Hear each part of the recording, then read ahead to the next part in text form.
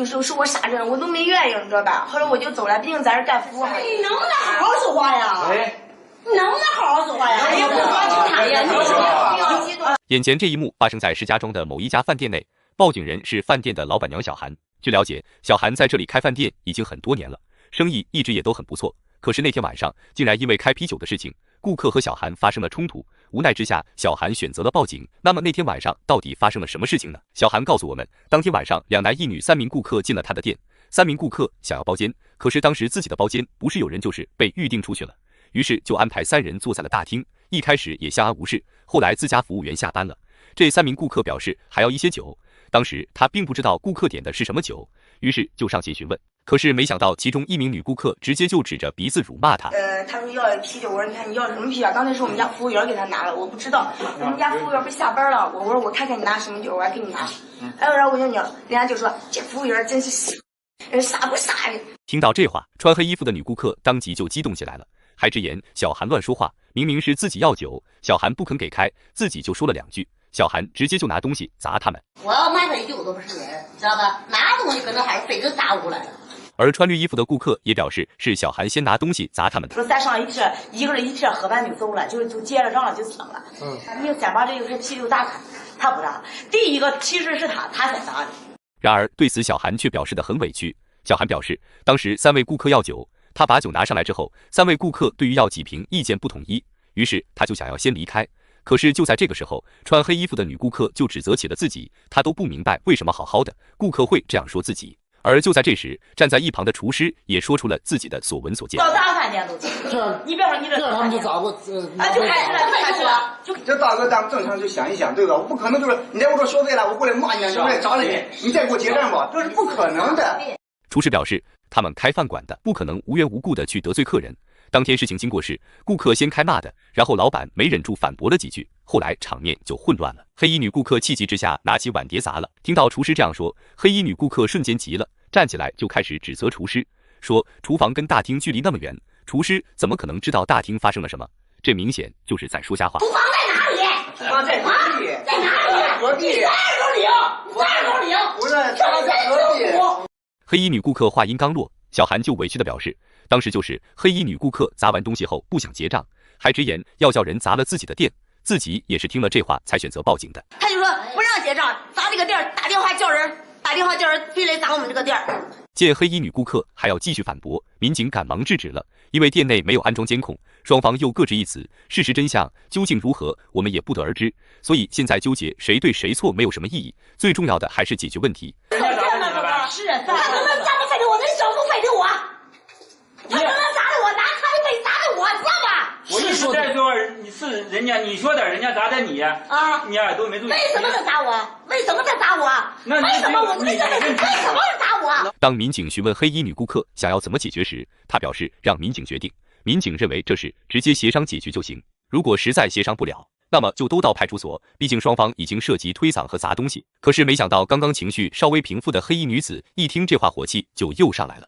对，现在怎么解决都得说说自己的想法。你说哥哥，你说。我说啊，我自己想讲明白了，我说你们要是能协商就协商，你们协商不了就得跟我去派出所解决，因为你们刚才有相互这个推搡，还有拿东西砸到手上的。就在这时，一直在旁边坐着没有出声的男顾客提出了自己的想法。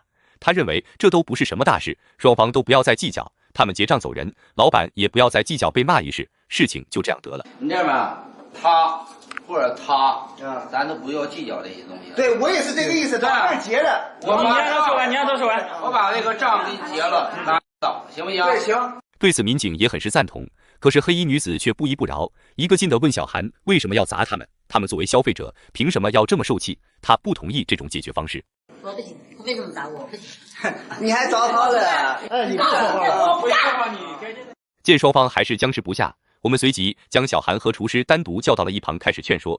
毕竟这样僵持下去，他们家生意也没有办法继续，所以我们希望小韩不要再去刺激2位女顾客，让男顾客劝说，尽早解决这事。实在不行，小韩和厨师就委屈，给他们道个歉。道个歉无所谓了，是吧？不管谁对谁错，对吧？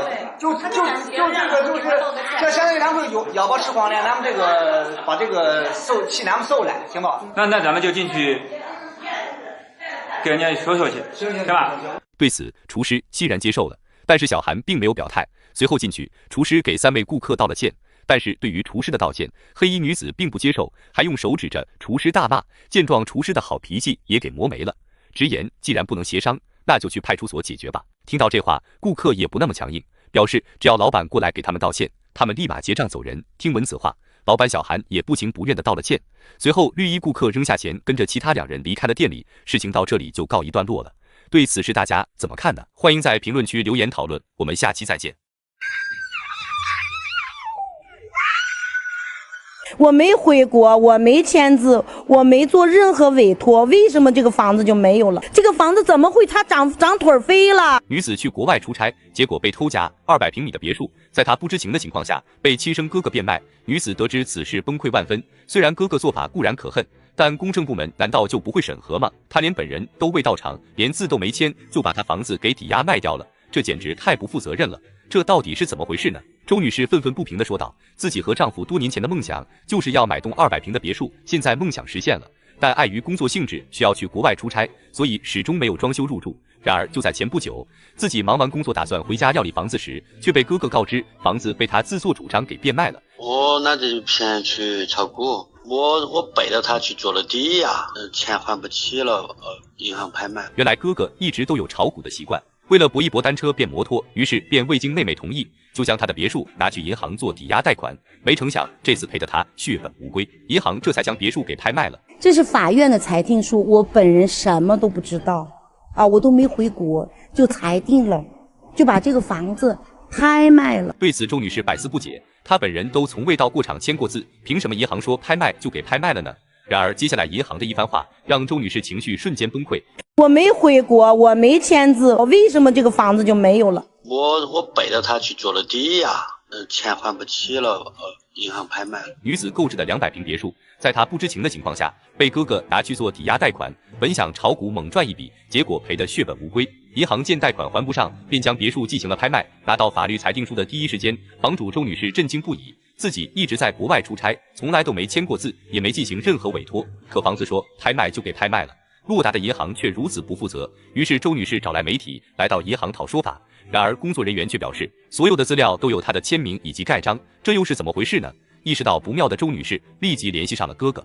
然而哥哥接下来的话让众人震惊不已。银行所要的一些手续，我就在那个科长处做那种证件的，就在那儿找的把那个证件做齐了，也在那儿路边上找的人，让他顶替我妹儿办了这些事情。原来哥哥曾在别墅中找到了妹妹的身份证，于是便通过非法机构伪造了资料和印章。为了做到天衣无缝，他还找了一名女朋友去公证部门拍了照，就这样抵押和拍卖手续就伪造好了。